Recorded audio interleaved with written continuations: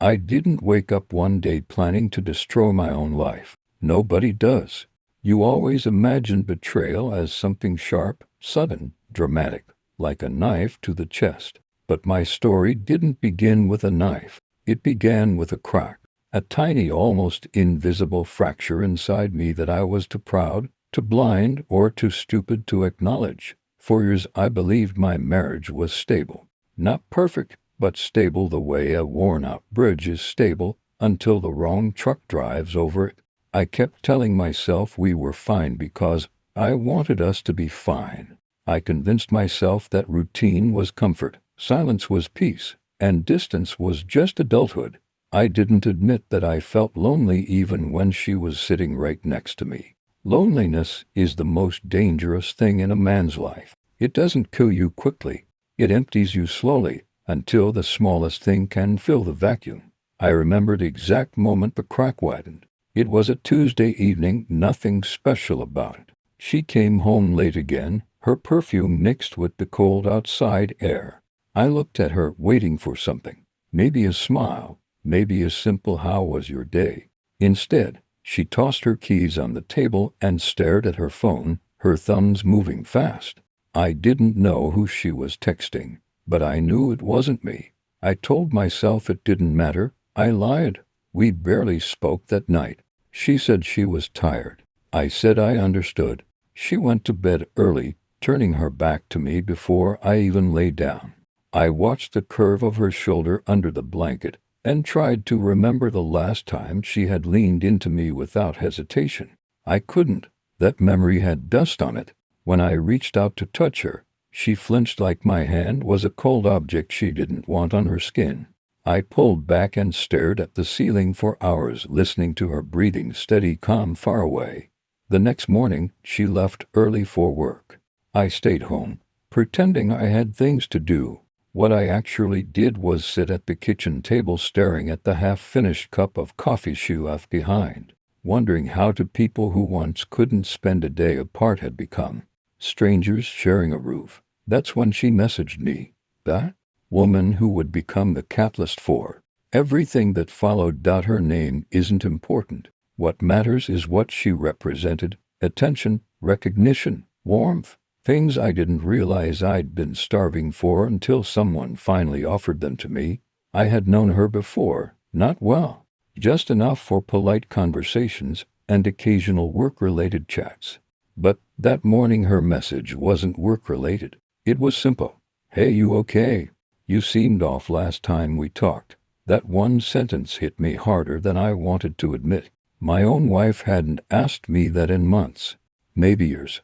I typed back something neutral, but inside I felt this strange pull, a need to keep talking, to feel seen for even a second. She kept the conversation light, but she was genuinely listening. I could tell.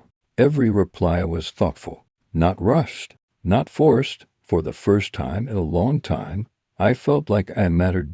By the end of the day, I had talked to her more than I had talked to my wife in a week. It didn't feel wrong, not yet. It felt like breathing after being underwater. But the guilt surfaced at night when I walked into the bedroom. She was scrolling through her phone again, lying so still she almost looked asleep. I stood there for a moment watching her, wanting to tell her everything I felt, the loneliness, the frustration, the fear that we were falling apart.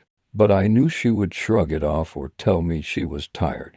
So instead, I said nothing, and the silence between us grew thicker. The next day, the messages continued. And the next, and the next. She made me laugh. She asked about my day. She noticed when something was wrong.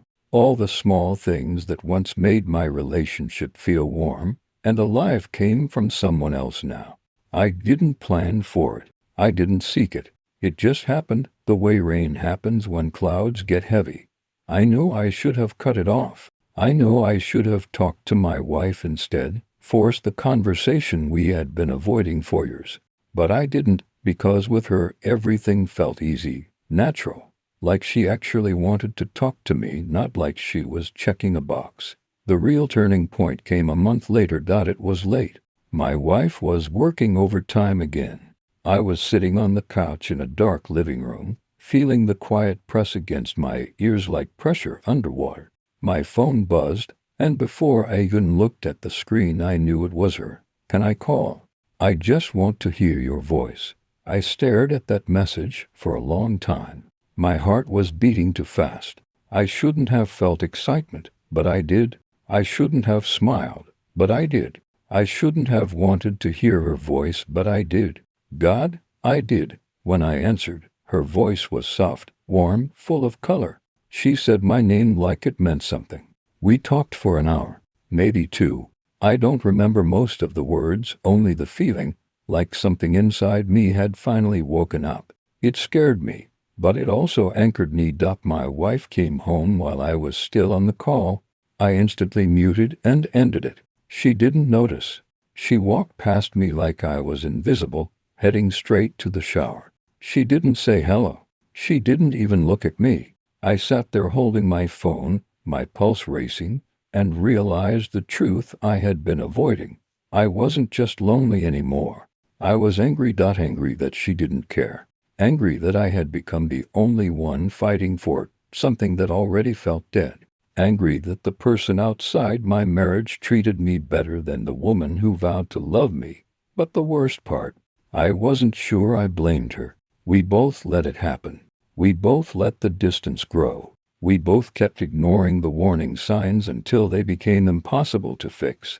The first time I met the other woman in person after our long conversations, I expected to feel guilty. I expected something inside me to scream at me to turn around.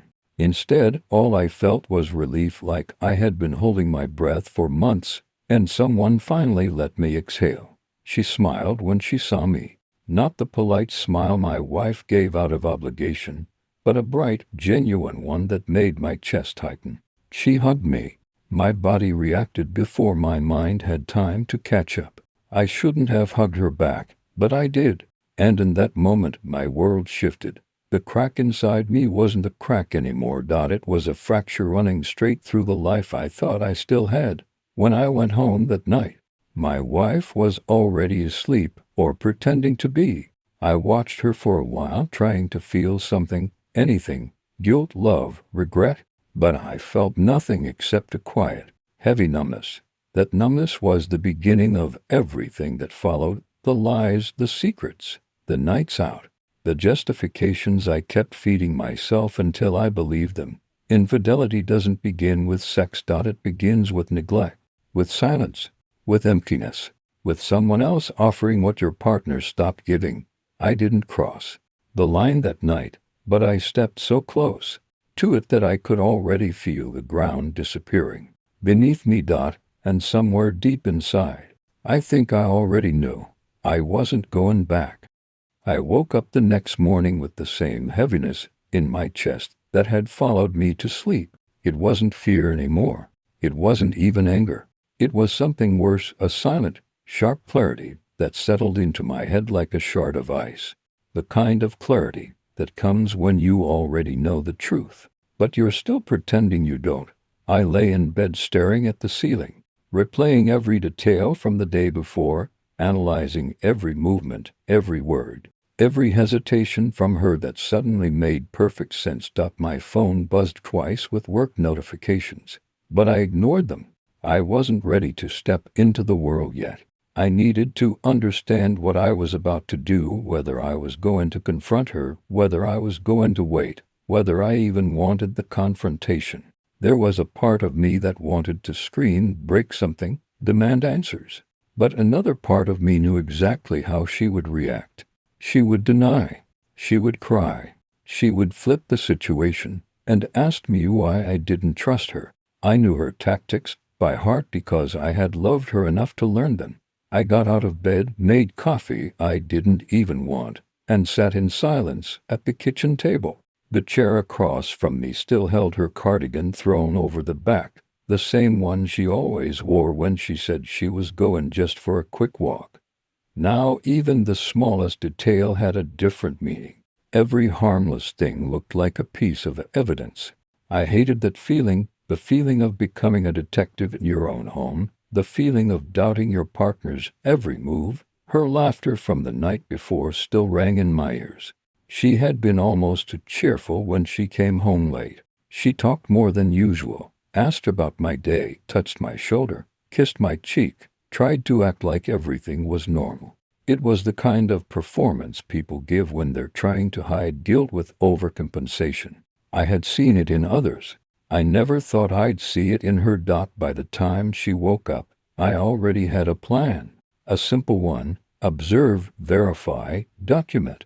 I needed to be sure. I needed proof strong enough so that even she couldn't look me in the eyes and lie her way out of it. She walked into the kitchen, still half asleep, stretching her arms. She gave me a soft smile, the kind that used to warm me but now only tightened something inside my chest. "Morning," she said, leaning down to kiss me.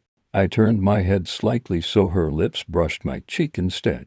She noticed. She didn't comment, just paused for a second, then went to the fridge to get water. I watched her move around the kitchen, pretending nothing was wrong. I watched her pick her phone off the counter, glance at it quickly, then turn the screen away so I couldn't see. That small movement, that instinctive concealment, told me everything. A faithful woman doesn't act like she's protecting a state secret every time her phone lights up. I stayed silent. Part of her expected questions. Part of her was preparing explanations. And part of her, the guilty part, was relieved that I didn't ask. Later, while she was in the shower, her phone buzzed again. I wasn't the type to snoop, but something inside me snapped. I walked over, picked it up, and looked at the lock screen. The message preview was hidden, of course, but the name wasn't. It was a man's name I didn't recognize. One word. No emojis. Clean, neutral. The kind of name someone saves when they're trying not to draw suspicion. I put the phone down before I did something irrational. She came out of the bathroom wrapped in a towel, humming to herself, completely unaware that the ground beneath her was beginning to crumble. I left the apartment soon after, saying I needed fresh air. The truth was I needed distance before I said something I couldn't take back. I walked aimlessly through the city, analyzing everything like I was reviewing a crime scene. My mind kept returning to her sudden change in schedule, her new gym days, her new perfume, the way she guarded her phone, the shifts in her tone whenever she said the word friend. I felt sick. Halfway through my walk, I made a decision I never thought I would make. I would follow her, not because I enjoyed the idea, but because I needed to know what was real and what wasn't. I couldn't live another day drowning in uncertainty. When I got back home, she was dressed, packing her gym bag. "You're going already?" I asked casually. She nodded. "Yeah, schedule changed today. I'm meeting Anna earlier." That was interesting. Anna had told me just last week that she rarely went with her anymore. I nodded slowly. "All right, have a good workout." She gave me a quick kiss and left. I waited full 5 minutes, then grabbed my keys and followed.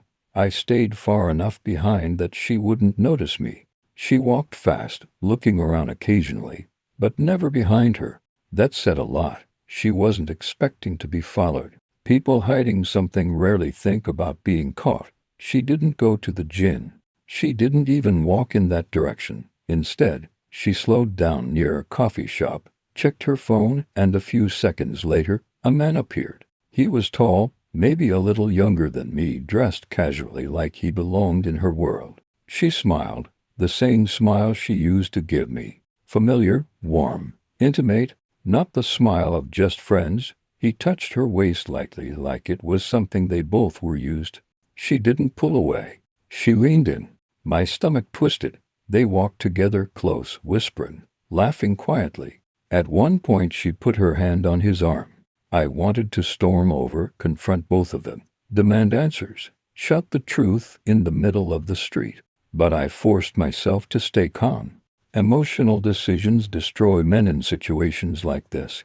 I needed evidence, not a scene. I filmed them from a distance, shaky hands, but clear enough. I felt sick doing it, but I told myself that truth matters more than pride. They walked for about 10 minutes until they reached a residential building. He entered first. She hesitated only for a moment, then followed him inside. I stood across the street staring at the door she disappeared behind. I didn't move. I couldn't. My whole body felt numb, hollow, disconnected. My mind played every scenario at once. Maybe they were just talking. Maybe this didn't mean what it clearly meant. Maybe I misunderstood everything, but deep down I knew. The kind of knowing that doesn't need clarification. 15 minutes passed, then 30, then an hour. I stayed there. I didn't blink. I didn't breathe. Each minute was a nail hammered into the coffin of our relationship. When she finally came out 2 hours later, her hair was slightly messy, her cheeks flushed, her expression relaxed like she'd just woken from a pleasant dream. She didn't look guilty. She looked satisfied. That hurt more than anything else. She didn't see me. She walked away in the opposite direction, adjusting her clothes, quickly checking the street like she was making sure no one familiar was around. I didn't follow her anymore. I didn't need to. I saw enough. I walked home slowly, each step heavy. I didn't know whether I wanted revenge, closure, or simply silence. All I knew was that something inside me had changed permanently. Not broken, changed. When she finally came home hours later, she acted like nothing happened. She kissed me again. She asked if I ate. She asked how my day was. And I looked into her eyes and realized how easy it was for her to lie. How natural it was. How practiced. I didn't say anything, not yet, but she could sense something different in me. Something colder. Something sharper. She kept glancing at me like she was trying to understand why the air felt heavier. She didn't know that the truth was no longer a suspicion. It was a fact. And once a man knows the truth, nothing goes back to normal. Not ever. I didn't sleep that night. My head wouldn't stop replaying the same scene over and over. Their voices, her laugh, the way she sounded with him. I heard it even in the silence. I lay there staring at the ceiling, feeling like my chest had been torn open from the inside. By morning I wasn't tired. I was numb. The kind of numb that makes you move automatically, like a machine stuck in a loop. I sat in the kitchen, staring at my cold coffee, waiting for her to come home. Waiting for answers. Waiting for the truth I already knew but wasn't ready to say out loud. When she finally walked through the door, she acted like nothing had happened. She smiled, kissed me on the cheek, said she was exhausted from work. Every word out of her mouth felt like poison. I kept watching her face, looking for guilt, looking for something human. But she looked calm, too calm. And that made everything worse. I asked her how her night shift went. She said it was busy, stressful. She talked so easily, so naturally, as if she hadn't been moaning someone else's name a few hours earlier. My jaw clenched so hard it hurt. I realized right then that she could lie to me without even blinking. I wanted to confront her. I wanted to scream, smash the table, show her the messages, the recordings, everything. But something inside me told me to wait, to watch, to let her hang herself with her own lies. So I listened, pretending to believe her. The more she lied, the colder I became. That evening, she said she had to go cover another night shift. Same excuse, same script, same bullshit. I nodded, pretending not to notice her, avoiding eye contact, her nervous fingers tapping her bag, the way she kept checking her phone. As soon as she left, I grabbed my jacket and followed. Not because I needed more proof, I already had enough, but because I needed to see it with my own eyes. I needed that final hit of truth to kill whatever hope was left inside me. She didn't go to the hospital. She drove straight to an apartment complex on the other side of town. I parked far enough not to be seen and watched her walk inside like she'd done it 100 times. A few minutes later, he opened the door. The same man from her messages, the same voice from the call. They didn't kiss outside. It was worse. They hugged, softly, slowly, like it meant something. Like it wasn't just cheating, it was comfort, connection, attachment. That hug hurt more than everything else combined. I stayed in the car for almost an hour, thinking, freezing, falling apart piece by piece. I didn't cry. I didn't scream. I just sat there, feeling something inside me die quietly. When I finally drove away, I didn't go home. I drove aimlessly through the city, watching lights pour past me. I didn't know where I was going. I just needed distance. From her, from the truth, from myself. The betrayal wasn't just physical. It wasn't just the messages or the late-night calls.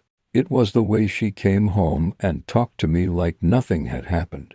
It was the ease with which she erased me from her heart while still staring me in the eyes. I realized that night that I wasn't losing her. She had already left me long before I found out. I was only now catching up to the reality she had been living for months. By the time I got home, the sun was rising.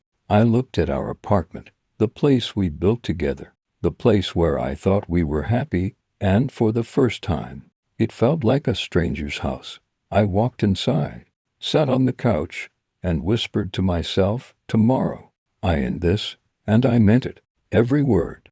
I didn't sleep that night. The clock kept crawling toward morning, but my mind was stuck in the same loop. Her face, her voice, her lies, the truth. Everything layered over each other like bruises that wouldn't fade. I had already packed my things. Not loudly, not with broken glass or slammed drawers, quietly, like someone who has finally accepted something irreversible. I thought leaving would make my chest loosen, but it didn't. The weight stayed. The only thing left was the conversation she kept begging for. When she finally showed up at the apartment after ignoring my last message for hours, I felt nothing. Not anger, not grief, not shock, just a hollow quiet. She walked in carefully, as if the floor might break under her. Can we talk? She asked, voice trembling. You wanted to talk, I said. So talk. She tried to reach for my arm, but I stepped back. And for the first time since all of this started, I saw something real in her eyes. Not guilt, not panic, not fear of losing comfort, but the realization that I wasn't bluffing. I know I messed everything up, she began. I didn't think you did, I cut in. You just didn't think I'd find out. She blinked hard, tears already rising. I swear it didn't mean anything. That's the part I still can't wrap my head around, I said. If it meant nothing, why risk everything? She opened her mouth, then closed it because she didn't have an answer. She had never had one. For how long? I asked again. My voice stayed steady, almost calm. From the beginning, all of it. How long was I living next to someone else's version of you? She looked down. That was the answer. My hands went numb. Not from shock, just confirmation. I sat down because standing suddenly felt pointless. I loved you, she whispered. Maybe, I said. But you loved the attention more. She started crying. Loud, messy, the kind of crying people do when they realize the consequences are no longer negotiable. You think I didn't see how you changed? I asked. The way you smiled at your phone, the way you looked at me less. The excuses, the coldness. I felt it all. I thought it was stress. I thought it was me. I thought I wasn't enough. Her face twisted. Don't say that. Why not? It's what you made me believe. She tried to come closer again, but I shook my head. You didn't just cheat on me, I said. You made me question everything about myself, my worth, my trust, the way I see relationships. I'm sorry, she cried. But sorry doesn't undo the nights I sat alone thinking something was wrong with me. She wiped her face with trembling hands. Can we please fix this? I'm begging you. And that was the moment I realized the truth. Not once in this process had she fought for us. She was only fighting because she realized she lost control. I took a deep breath. There's nothing left to fix. Her face collapsed. I'm leaving, I continued. Not as punishment, not out of revenge, just because I finally understand something I didn't want to accept. What? She whispered. That I deserve loyalty without having to beg for it. Honesty without having to search for clues. Love without having to compete with someone else. She pressed her hands to her face and sobbed. Please, don't go. I looked at her for what felt like the last time I ever would.